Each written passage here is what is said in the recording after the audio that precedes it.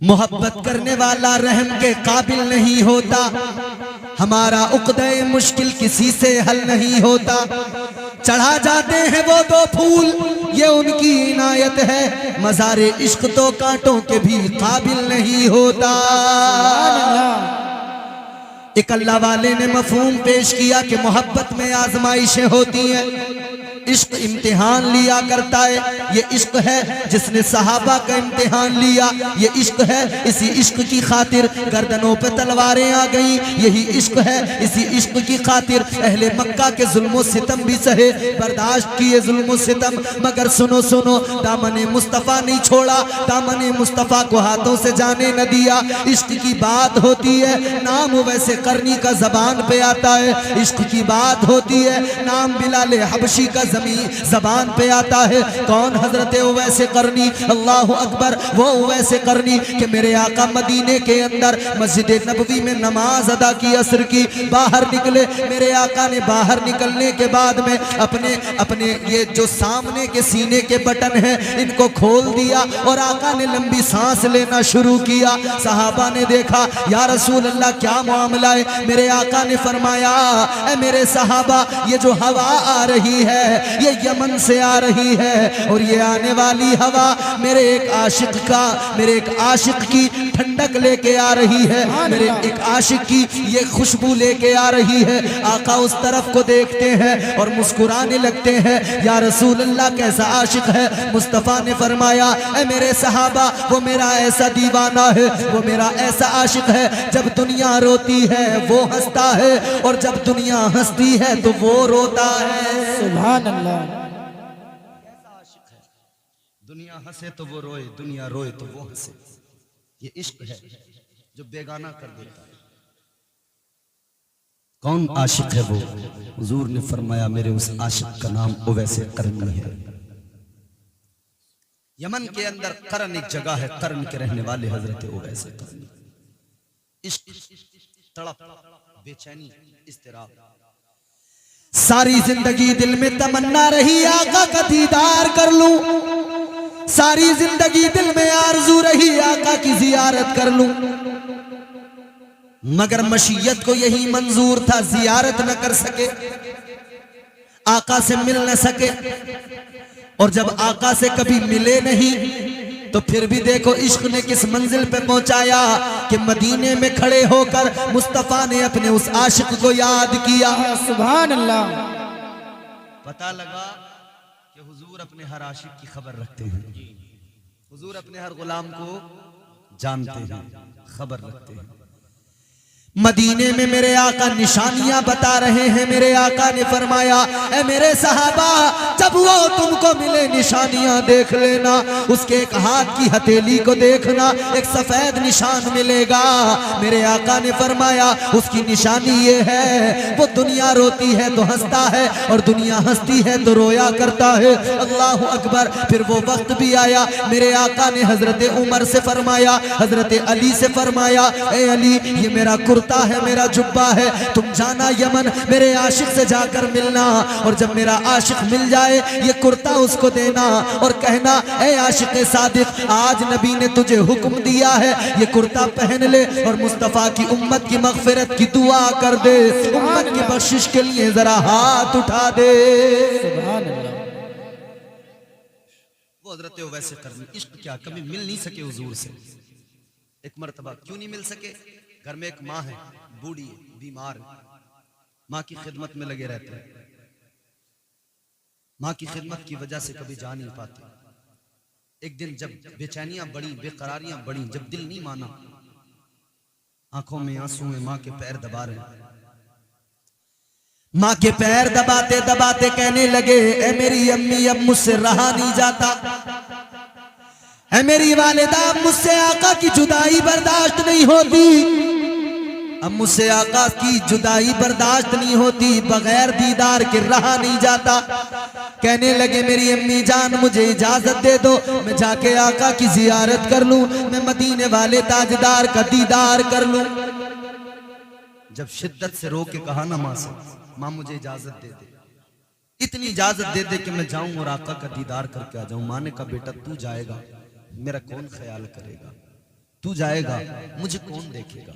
ये वफादार बेटे होते हैं जो माओं की खिदमत करते हैं, वरना आजकल के बेटे तो माओं से बेजार हैं।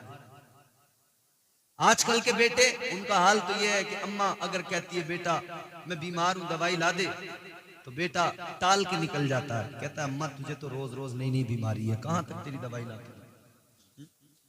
खुदा के लिए इज्जत करें माओं की, एहतराम करें अपने माँ बाप का। याद रखना नौजवानों, ये माँ है जिसने तुम्हें 9 महीने तक अपने पेट में रखा है, हर तकलीफ को उठाया है।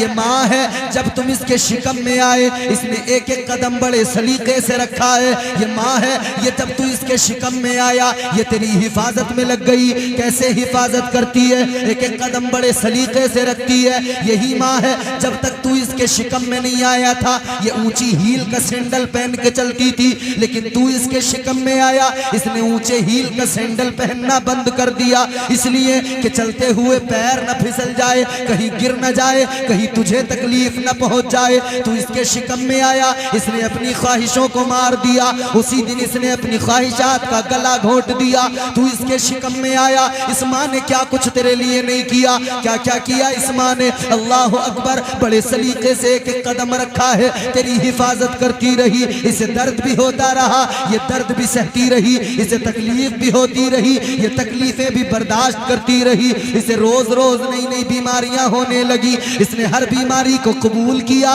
मगर इसने तेरा लिहाज किया, इसने तेरा जो है ख्याल रखा है। यही माँ है मेरे अजीजों। अल्लाह अकबर, गौर करो है मेरे आका के दीवानों, सुनो माँ की अजमत, माँ का मकाम क्या है। तू माँ के पेट के अंदर 9 महीने रहा, जब 9 महीने मुकम्मल हो गए तो फिर तुझे दुनिया में आने के लिए अल्लाह तबारक व तआला ने एक जरिया बनाया, सबब कि तेरी विलादत का वक्त आया। अब विलादत का वक्त आया तो तेरी माँ तड़पने लगी। तू दुनिया में आएगा लेकिन माँ पहले तड़प रही है। तू दुनिया में आएगा, माँ की चीखें निकल रही हैं। तू दुनिया में आएगा, माँ दर्द से कराह रही है। तू दुनिया में आएगा, तेरी माँ बेचैन है, उसका एक एक लम्हा कैसे गुजर रहा है वो वही जानती है। उस दर्द को सिर्फ वही जानती है कैसा दर्द है। अल्लाह अकबर कबीरा। फिर वो चीखें बुलंद हुई, फिर तू दुनिया में आया, वो अपना हर गम भूल गई। तेरा चेहरा जब उसने देखा, अपने दर्द को भूल गई। जब तेरा चेहरा देखा, अपनी बीमारियां भूल गई। जब तेरा चेहरा देखा, सब कुछ भूल गई। बस उसने तेरा चेहरा देख कर ये समझ लिया, अल्लाह ने मुझे औलाद दी है, अब मुझे कोई परवाह नहीं है। अल्लाह तबारक व तआला ने औलाद अता कर दी है। उसने अपने दुख दर्द को भुला दिया। उसने सोचा था आज मैंने इसके लिए दर्द बर्दाश्त किया है, आज मैंने इसके लिए तकलीफों को उठाया है। वो समझती थी कल जब मैं बूढ़ी हो जाऊंगी, ये मेरी वजह से कुछ तो मेरा ख्याल करेगा, मेरे दुख दर्द में मेरा साथी बनेगा, मेरे दुख दर्द में मेरा सहारा बनेगा। वो माँ सोच रही थी तुझे पैदा करके कि जब वो बूढ़ी हो जाएगी तो उसके दुख दर्द में काम आएगा। वो तेरी परवरिश करती रही, वो यही अरमान दिल में रख के, यही तमन्ना सीने में रख के परवरिश करती रही कि मेरा बेटा बड़ा हो जाएगा, ये मेरा बेटा जब जवान होगा, ये मेरे बुढ़ापे में मेरी पूरी खातिरदारी करेगा, मेरी खिदमत करेगा। मगर बेटा जवान हुआ, हाय हाय कैसा जमाना आया, वक्त ने कैसी अंगड़ाई ली। वही बेटा जिसके लिए माँ ने हजारों कुर्बानियां दी, वो बेटा जवान हुआ। उसने जवान होके सबसे पहले अपनी माँ को ही गलत बोलना शुरू कर दिया। अल्लाह, सबसे पहले अपनी माँ को गलत बोलना शुरू किया। और बास जगहों पे तो हाथ उठा दिए लोगों ने, अपनी माओं पर हाथ उठा दिए, कहने बुढ़िया तू हमें चैन से रहने नहीं देगी। क्योंकि वो जो आती है ना तो उनकी बात बड़ी समझ में आती है। अल्लाह ने इंसान को साहिब अक्ल बनाया, औरत को भी अक्ल दी, मगर कितनी? आधी, मर्द के मुकाबले कम, नाकिसुल अक्ल है। मगर अजीब बात है, जो कामिलुल अक्ल है वो नाकिसुल अक्ल का मशवरा लेता है।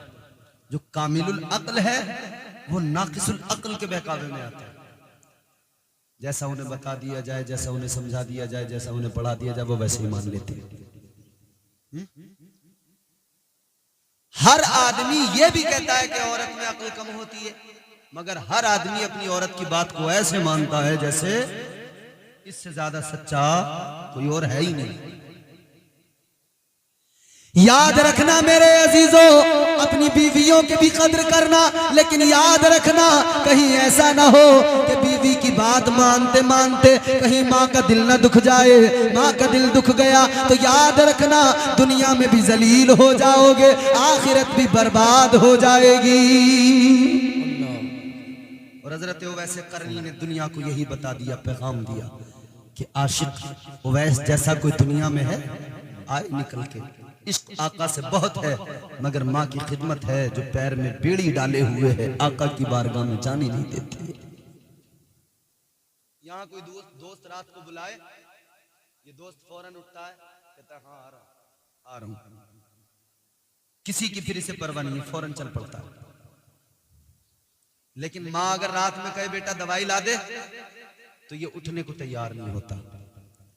मगर देखो हजरत उवैस करनी वो हैं कि माँ की खिदमत की वजह से आका अलैहिस्सलाम की बारगाह तक नहीं जा सकी। रोते रोज, तड़पते रोज।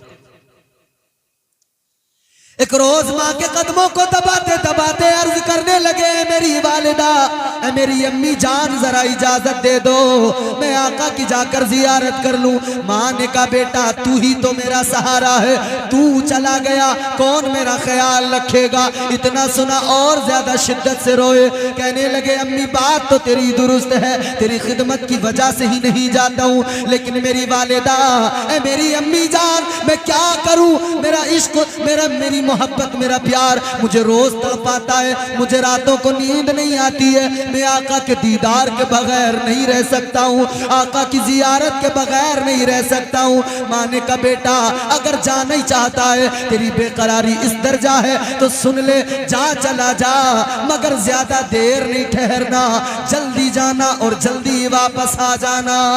सुभान अल्लाह। माँ ने इजाजत बहुत थोड़े वक्त की दी, ज्यादा नहीं रुकना, जाना, मिल जाए, जियारत करना, वापस चले। कहा ठीक है, बस इजाजत मिल गई।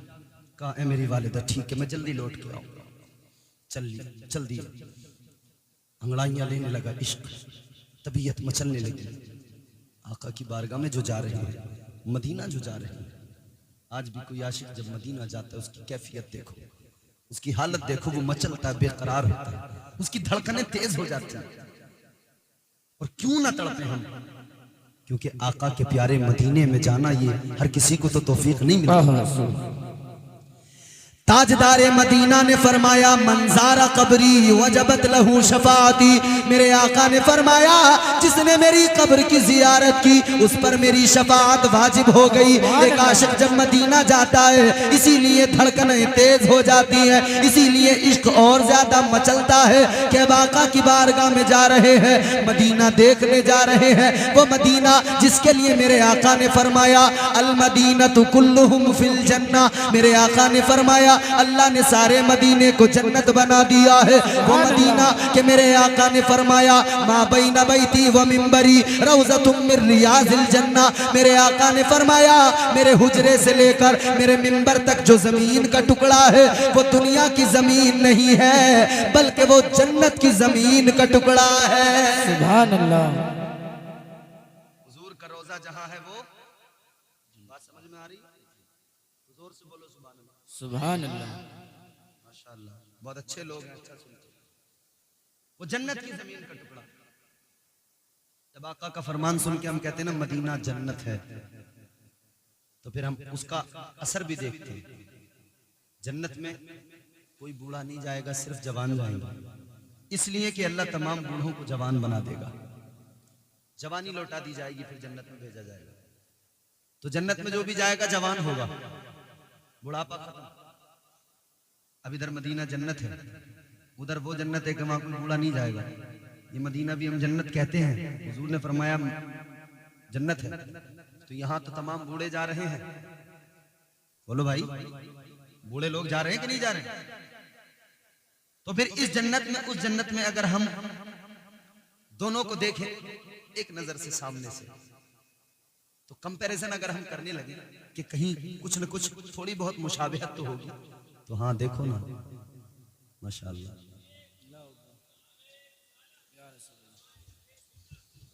नारे तकबीर। बैठ जाओ सब लोग, जल्दी बैठो। माशाअल्लाह अब आप देख रहे हैं मिंबर शरीफ पर औलाद अली औलाद गौसे आज़म हज़रत अल्लामा सैयद नज़ीर अहमद साहब क़िबला दामत बरकातुहुल क़ुद्स तशरीफ़ फरमा हो चुके हैं। आप इनके चेहरे की ज़ियारत करें और ज़रा तवज्जो से आप सिमात करें। आले रसूल का चेहरा देखें और फिर जिक्र सुने तो इंशाअल्लाह जिक्र सुनने में मजा ही कुछ और आएगा। अब जरा तवज्जो करें, इधर देखें और मोहब्बत से बोलें सुभान अल्लाह। मैं क्या अर्ज कर रहा हूं जरा दिल से सुने।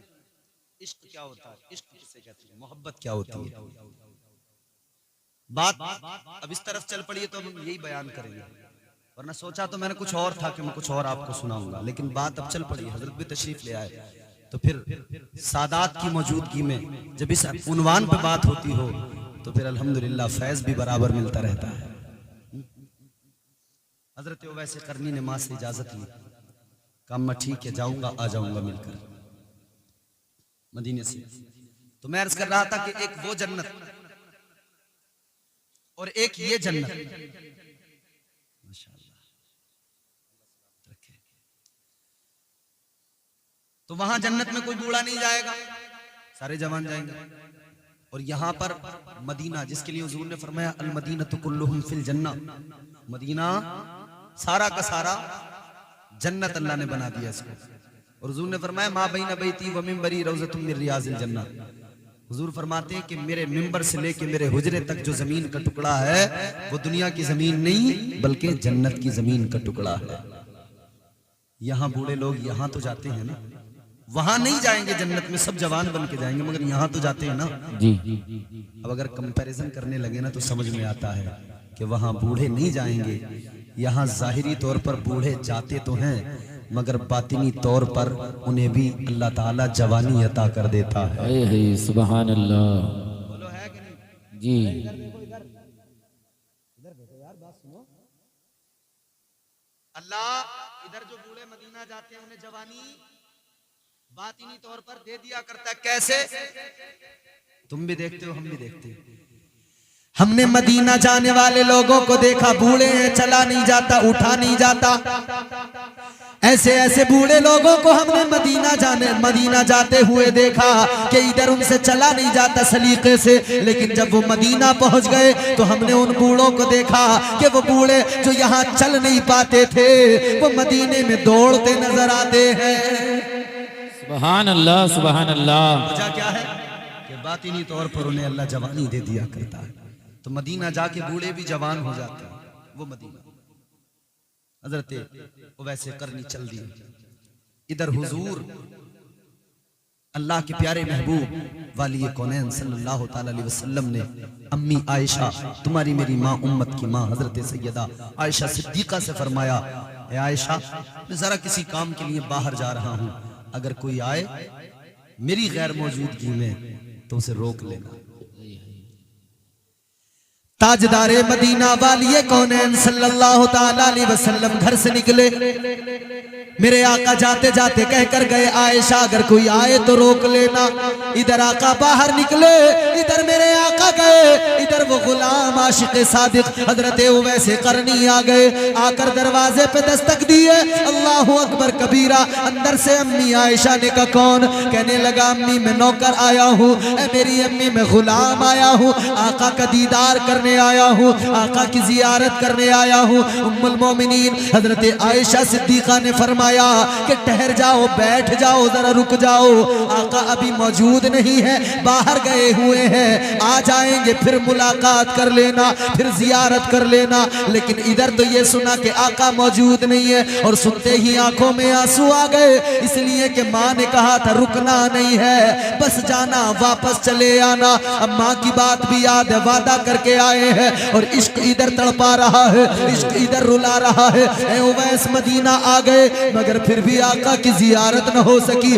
उवैस आका की बारगाह तक पहुंच गए, दरे दौलत तक पहुंच गए, मगर आका का फिर भी दीदार न हो सका। रोए और रोते हुए कहा ए अम्मी, ए उम्मुल मोमिनीन, ए अम्मी जान आयशा सिद्दीका, आप मेरी माँ हैं, जरा सा पर्दे की आड़ से हो जाइए, जरा सा पर्दा कर लीजिए, इस गुलाम की आशिक की तमन्ना है, आका का दीदार न हुआ कोई बात नहीं, उस जगह का दीदार कर लूं जहां मेरे आका आराम किया करते हैं, उस जगह की जियारत कर लूं, उन दीवारों को देख लूं जो दीवारें मेरे आका का दीदार करती है, उन दरवाजों को देख लूं जिन दरवाजों से मेरे आका गुजरा करते हैं। अल्लाह अकबर। हजरत आयशा सिद्दीका पर्दे से अलग हो गई, इधर हजरत उवैस करनी ने आका के दरे दौलत की हुजरे मुबारक की जियारत की है, दीवारों को चूम चूम के रो रहे हैं, दरवाजों को चूम चूम के रो रहे हैं, आंसू बहा रहे हैं, अब निकलते हुए रोते हुए जा रहे हैं और रोते रोते कह रहे हैं या अल्लाह ये इश्क है मेरा,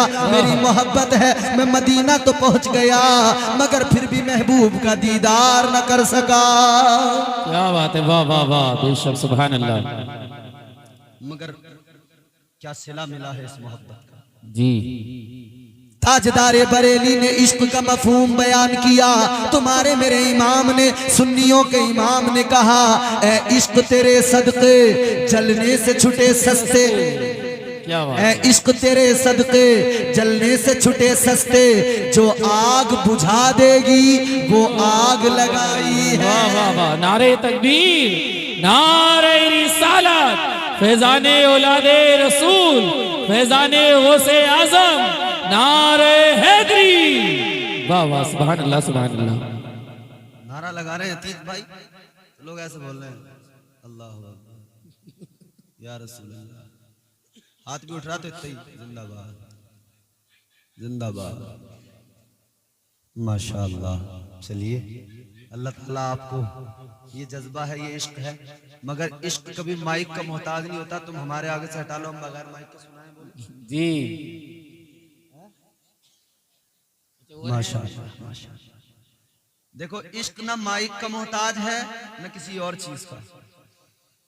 गौसे आजम सरकार बगैर माइक के तकरीर करते थे।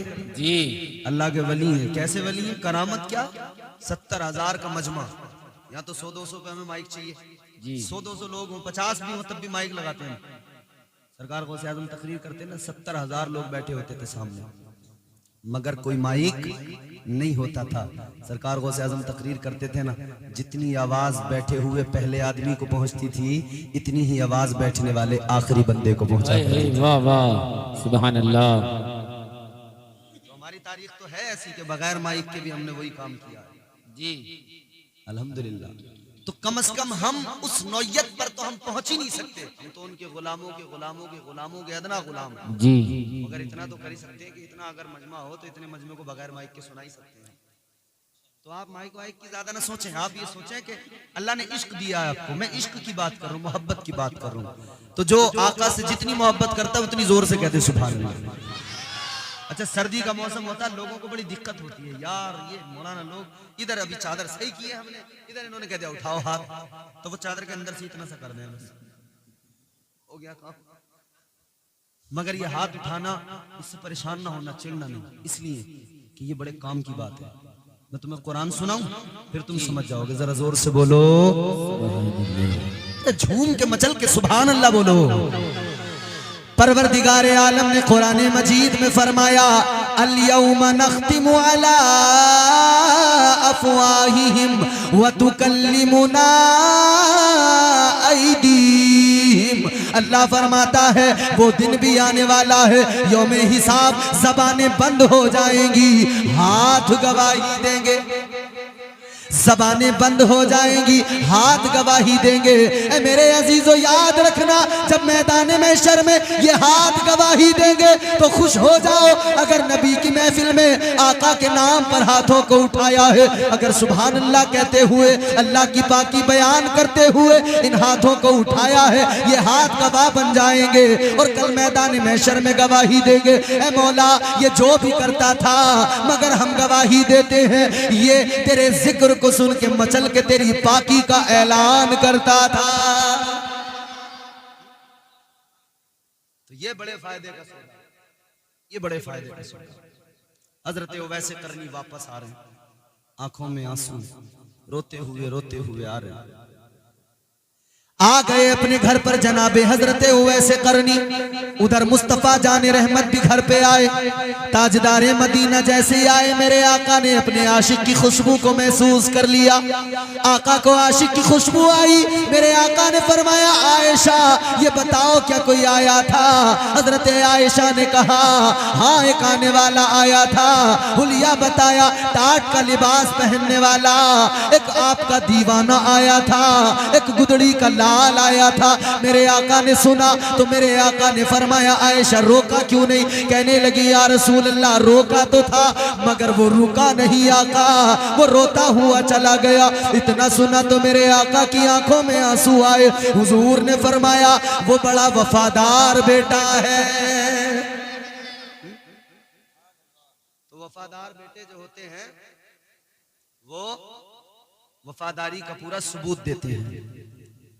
चाय पिलाने वालों चुपचाप खामोशी से बिल्कुल आराम से चाय पिलाना, बोलना नहीं, अगर बोले तो पकड़ लूंगा।